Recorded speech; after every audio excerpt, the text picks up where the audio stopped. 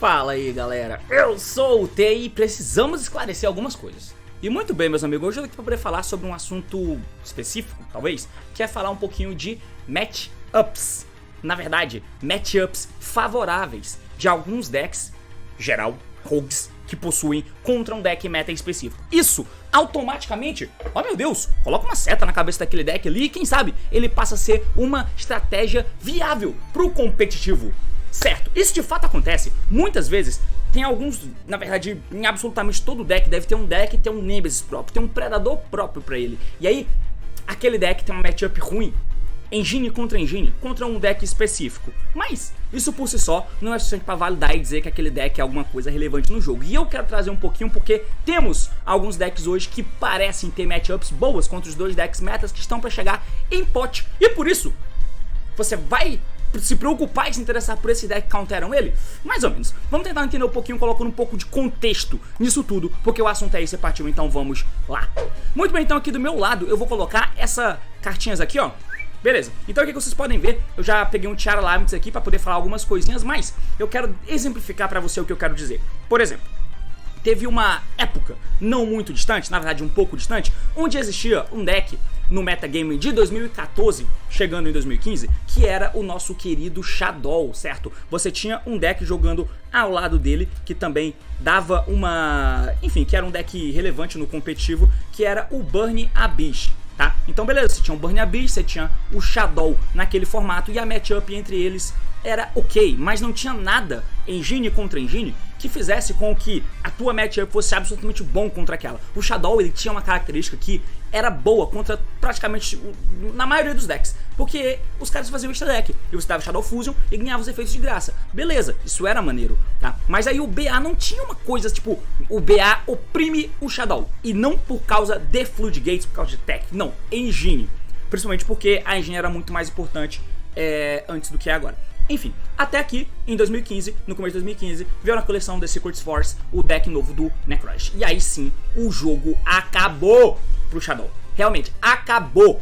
Era difícil para um caralho você jogar de Shadow no mundo onde o Necroz era o principal deck. Por quê? Simplesmente porque, por mecânica, ele não coloca monstro de extra deck no campo. Isso já te atrapalha, porque você não consegue mais dar o teu Shadow Fusion desonesto. Você passa a ser um deck de poly da mão, o que não era a parte interessante pro deck de Shadow. Mas principalmente porque, mesmo se você fizesse sua jogada, não importa. Porque você não vai pegar follow-up, você não vai pegar, o cara vai te comer, porque você tem Brionac e você tem principalmente a Trishula. São cartas absurdamente explosivas contra o deck de Shadow. E o deck de Necroz era pra fazer isso mesmo. E não é como se você tivesse uma saída como, por exemplo, o deck de BA, que tinha como colocar a Downerd em cima do Dante pro Brionac não comer o Dante, pra Trishula não comer o Dante. Então era difícil. Aí sim, você tem um deck que tem uma mecânica, uma engine naturalmente boa contra um deck que era o Shadow. Isso escondeu o Shadow do metagame naquele momento muita coisa, tá? Então aqui você tem um exemplo, claro, de matchup boa. Só que aí você tem o Necroz, o Shadow que era o meta até então, e o Necroz passou a ser o meta. Então simplesmente o meta, que é o que se espera, ele é mais forte que os demais e ele tem ferramentas boas contra todos os decks. E aí você pegava especificamente o Shadow de uma maneira muito dolorida por não fazer um monte de extra e por comer as fusões dele, impedindo que ele retenha follow-up, tá? Então é um exemplo. A matchup, a forma com que a engine interage com a engine do oponente em uma matchup é muito importante. A gente tem outros exemplos, como por exemplo, você teve no final de 2020, você teve a inserção, eu não lembro o nome da coleção, mas tinha a inserção do Drytron, tá? Que trouxe o Drytron pro jogo, não tem coisa mais fácil do que dizer que isso. Enfim, no metagame anterior foi banido o Linkroyd, e um deck que estava no topo do meta naquele ponto era o Rocket, né? O fato do Rocket tá do jeito que era, não só um Rocket, mas um Infernable, e todos os decks que jogavam de maneira muito parecida com o Linkroyd, Aurora Dawn, Fiber, blá blá blá, Infernable, enfim, todos eles tinham uma paradinha ali e tal, mas o Rocket era o melhor deck, né? O Dragon Link era o melhor deck. Daí subiu um deck pro competitivo chamado Dino. Pois é, e aí o Dino do nada começou a ser uma opção bem viável pro metagame daquela época. E aí, em outro cenário, o Dino não seria um deck bom. mas pelo fato de o Dino conseguir jogar contra o que o Dragon Link fazia, era interessante. E por quê? O Silno era uma interação muito boa, você tentava com o Engine quebrar o que ele fazia, as interações que ele fazia não eram pontualmente boas contra o teu deck, o deck de Dino, e você conseguia colocar o Tirano, que levava todos os monstros dele, e era bom. E o meta desse Dragon Link, com essas cartas, né, com o Linkroys e o Aurora, ele precisava queimar o extra deck inteiro pra fazer jogada. Era muita carta de extra que ia. Sobrava pouco pra volta. E você ainda fazia alguma coisa, como um Tirano lá no campo, tocando o normal summon que você der pra tentar voltar. Era bom, era interessante. O Dino começou a crescer, então a matchup ser boa fez o Dino virar um deck. A gente tem vários outros exemplos, como depois que isso aconteceu e baniram o Linkroys do Dragon Link, caiu, o Drytron passou a ser o meta com o Virtual World. E lembrando, antes do Linkroys ser banido, o Virtual World já foi muito bem, porque ele fazia o Calamities e o Dragon Link não conseguia tirar. E esse simples fato fez com que o Dino também caísse, porque o Dino não tinha matchup boa contra o VW, e o VW conseguia meter o pau no cu do Dragon Link, e o Dino não tinha a muleta dele, que era o Dragon Link, agora tinha que ganhar de VW, não dava mais. Então o giro é importante, né? Depois que esses decks saíram do meta, e aí tinha matchups e matchups ali dentro daquele metagame, como por exemplo o Zu sendo um deck ok contra o VW, sendo bom, né? A Engine era de Eldritch e de Zodiac, era bom contra o VW, mas era zoado contra o Drytron, você tinha que ganhar nas stacks. Mas enfim, eles saíram do jogo por causa da banlist, e aí entrou o Dragon Link de novo. Só que perceba que o meta antes, você tinha alguns decks. O Prankiris tinha acabado de ganhar as cartas, mas não conseguia jogar por causa do Dragon Link. O Tri-Brigade ainda não tinha chegado a Kit e a Brum, mas tentou jogar, mas não conseguia fazer muita coisa, mas ele tava ali. Tá? Além do Zodiac com o Eldritch, além do VW, além do Drytron, tinha algumas outras coisinhas. Mas nem de longe o Invoked tinha a mínima chance naquele meta, era impossível jogar de Invoked, não dava. Mas, como o VW e o Drytron saíram do competitivo e o Dragon Link passou a ser o melhor deck, o Invoked ganhou um espaço muito forte no metagame, muito forte, porque a matchup dele era boa contra o Rocket. Como assim? Bom, primeiro que o que o Dragon Link... aquele meta era bem bom, tá? O que o Dragon Link fazia era forte, mas não era a coisa mais ignorante do mundo. Você retia um follow, fazia duas interaçõezinhas, Seal, Savage, Hot Red, Seal, enfim, era mais ou menos isso. E essa interação não era boa contra o Invoked tinha um monte de bomba, você conseguia quebrar a mesa do Dragon Link assim. E era tranquilo. E o Dragon Link tinha que ter Outpower Winda. Se ele não tivesse, ele perdia. Então era muito bom de se jogar com o Invoked. E olha só, eu não precisava usar Hint Trap. Eu posso, com a Engine, quebrar o que ele faz. E se eu começo, ele tem que ter tech pra quebrar o que eu fiz, senão ele vai perder. Então esses fatores fizeram com que o Invoked passasse a ter relevância. Só que aí tinha outro deck, que era o Prankiris, que era absurdamente bom contra o Dragon Link. Então tinha um giro ali. Isso, eu tô falando tudo isso pra você ver como faz diferença sim. Um deck tem uma matchup boa contra um deck do meta. Porém, a gente vai entrar num assunto que aí falta um pouquinho de consciência, de você entender as coisas, que é os novos decks, que são os Tiara Laments e os Sprites. Esses são decks bem relevantes pro jogo, agora quando eles forem lançados em Power of the Elements. E aí, você começa a juntar algumas peças e vê que tem alguns decks que são bons contra eles, de fato. Como por exemplo, se você pega o Tiara, lá no OCG, isso aconteceu. Os Exo Sisters aumentaram de relevância no jogo. Na verdade, passaram a ter relevância no jogo, porque ninguém se importava com Exo Sisters. A partir do momento que o Tiara passou a ser um deck representativo, os Exo Sisters passaram a ser um deck jogável. Por quê? Bom, pra quem não sabe, os efeitos do Tiara Laments, e eles pararam de usar Hand Trap, não usa-se Hand Trap no Tiara Laments do OCG, eles todos têm efeito de que, esses são os efeitos bons, né? Se eles são enviados pro cemitério, como efeito, elas trigam um efeito e podem fazer uma fusão, usando ela mesma como material. Então você precisa que os efeitos do cemitério sejam ativados. Primeiro você precisa mandar as Tiara pra lá, depois elas têm que ativar os seus efeitos. Obviamente vieram carta de X, muda tudo, mas enfim. Mas por que o Tiara, o Exorcist consegue ter um bom lugar nesse cenário? Porque os Exorcistas têm um Exceedzinho aqui, caralho, tô editando todo cagado aqui, ó. Tem esse Exceed, que é a Caspitel, e a Caspitel tem o seguinte efeito: se esse card é Exceed invocado usando um Exorcister como material, 2 pontos, é um efeito mandatório. Nenhum jogador pode fazer Special Summon de monstros do cemitério. Na verdade não é a Caspitel não, né? É a outra, é a... como é o nome dela? Caralho, cadê a rapariga? Essa aqui, ó, a Zofiel.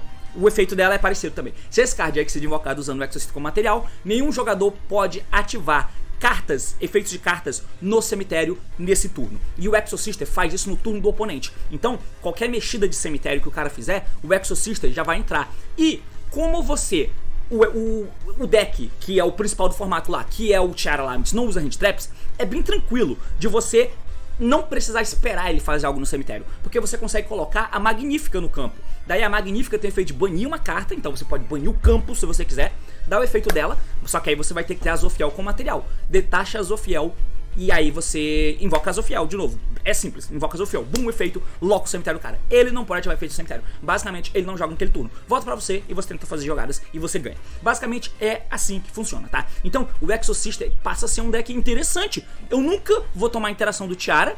Quer dizer, Halfengs acontece e tem as cartas de... como é o nome? De Ishizu, mas contra esse deck não é bom, porque não vão cartas do teu deck pro cemitério no Exorcistas, e acaba que você sempre faz tua jogada, e a tua jogada é simplesmente impedir que o cara ative os efeitos onde ele quer ativar. Ou seja, é bom pra caralho, certo? Então no meta onde Tiara Laments é o melhor deck, o Exorcista é predador de Tiara Laments. Meu Deus, isso é muito bom, mas aí é que entra uma parada. Quando essa análise é feita, é muito simplista pensar que o Yu-Gi-Oh! É assim. Porque, por exemplo, quando eu falei do Invoked, você percebeu o que eu falei? E o Necrod também, que a matchup era boa, porque não dependia de eu começar. Porque se a minha engine é boa começando, foda-se. Basicamente todo deck, se fizer a mesa e não tomar em range trap, ele vai ganhar. Muito difícil que isso não aconteça. Então, era bom ter o Invoked contra o Rocket, porque eu conseguia quebrar a mesa. E eu indo primeiro era um deck de Yu-Gi-Oh! Normal indo primeiro. Praticamente eu ganhava quase sempre. A menos que acontecesse alguma coisa extraordinária. E é isso que acontece. O Necrod era parecido aqui também, tá ligado? O Dino também, porque o Dino conseguia ir segundo e as interações que o Dragon Link fazia na época não pegavam de maneira tão cheia quanto essas interações pegavam outros decks, saca? Então isso era muito relevante. Agora, se você pega pra comparar o Exorcista jogando na frente de um Tiara Laments, indo segundo, qual a relevância vai ter eu ter uma Azofiel no meu extra deck que impede que eu ative efeitos no cemitério? Qual é? Eu preciso comprar um Shifter, aí beleza. Mas não é o teu deck que ganhou, foi o Shifter. Qualquer deck que comprasse o Shifter vai pular o turno do Tiara. Então, se você tem as hand traps, beleza, você pode se apoiar e tentar fazer alguma coisa. Mas o cara fizer o Winda Dragos Tapilha, fudeu. O Dragos Tapilha muda o nível da tua rapariga que não pode virar Exceed. A Winda deixa de fazer só uns Summons. E aí como é que você vai ganhar? Ou seja, a matchup não é boa para o Exorcista. O Exorcista tem algo na engine que é bom contra o Tiara. Quando começa, somente nesse cenário. Isso não é suficiente para fazer com que um deck Rogue seja meta, porque tem uma boa matchup contra um deck meta. Isso não é ter boa matchup, isso é ter um T0 bom. Mas aí parabéns, você é mais um de 500 decks que tem um T0 bom. Tudo bem que essa jogada é específica para Tiara, não pode ativar efeitos no cemitério. Ótimo, pulou o turno dele. Tá, mas se eu fizer Empen, estátua, eu ganho também. Se eu fizer, mano, 2 sapos, elfo e Griffon, eu ganhei também, 2 hand trap na mão, tá ligado? Se eu fizer Borreland, se eu fizer Seal, Savage, hand trap, eu ganhei também, entendeu? Então não faz diferença. O importante é, eu tenho que conseguir jogar em segundo, senão eu não tenho boa matchup. Eu tenho simplesmente um bom T0 contra esse deck, quando eu começo. E isso faz total diferença. Percebe que não é suficiente pro Exorcista ser um deck relevante num meta onde o Tiara é muito relevante, porque você só é bom quando você começa. E você vai perder alguns dados, acredite. Então, não funciona assim. Não funciona assim. O próximo é o Splites. E aqui entra outra parada, que é o fato do Splites ser um deck totalmente dependente de uma coisa na carta, que é o nível dela. Então, como os Splites precisam ter uma sinergia com monstros de nível Link ou Rank 2, como que eu vou fazer pra comer esse deck? Olha, eu vou mudar o nível dele. Pica. Tem alguns decks que fazem isso, como por exemplo, você pode usar em um deck como VW, por exemplo, você pode usar a Gnomes, né? Em um deck como VW ou como Drytron, que fazem Bia, ou no próprio BA que faz a Beatriz, você pode milar Gnomes, e aí o efeito dessa carta, pra quem não sabe, você pode banir essa carta do teu cemitério, e nesse turno, reduza o nível de todos os monstros em cada mão bom, mesmo depois que foi invocado. Enfim, você vai reduzir o nível dos bichos, tá? Então os Splites não são mais nível 2, são nível 1. Então, Splite, monstro nível 2 no campo, não habilita Splite da mão, porque eles não são nível 2, são nível 1. Bom pra caralho, certo? Pois é, o Drytron tem outra ferramenta, que é o Drytron Fafnir, porque, mano, minha voz tá falhando muito, eu tô muito incomodado com a minha voz aqui, mas beleza.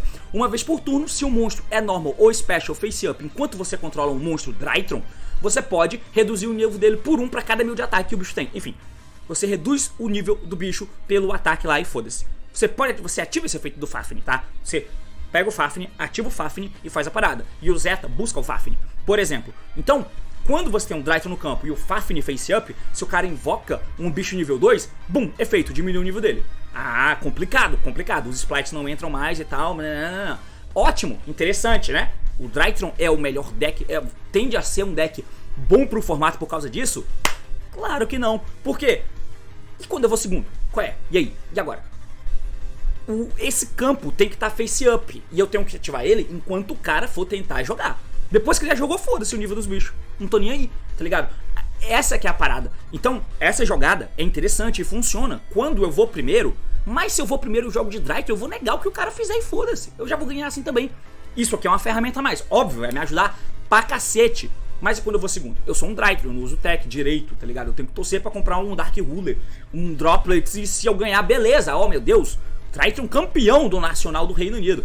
Mas se não, desespero. Eu sou só mais um deck, não tenho espaço pra usar tech, a minha engine foda-se, eu vou dar efeito. Tem deck que usa efeito no cemitério nesse meta, então eu posso tomar uns cruz doloridos, eu posso tomar uns bellies doloridos, eu posso tomar algumas coisas desagradáveis que eu não tomaria em outros formatos se não tivesse efeitos semelhantes ao do Drytron, tá? Mas o principal é esse deckzinho aqui, o Predaplant. E aí, o Predaplant sozinho não é um deck, né? Mas tem um Predaplant Dash que tem muitas sinergias boas. E aí, você tem o Predaplant, que inclusive o Tiara Laments faz, tá? Então, pra você usar essa abordagem de Predaplant, o melhor deck nem é um Predaplant, o melhor deck é o Tiara, porque o Tiara vai fazer Dragos Tapilha. Então, fazendo um Dragos Tapilha, às vezes já oprime o Splice, tá ligado? Por quê?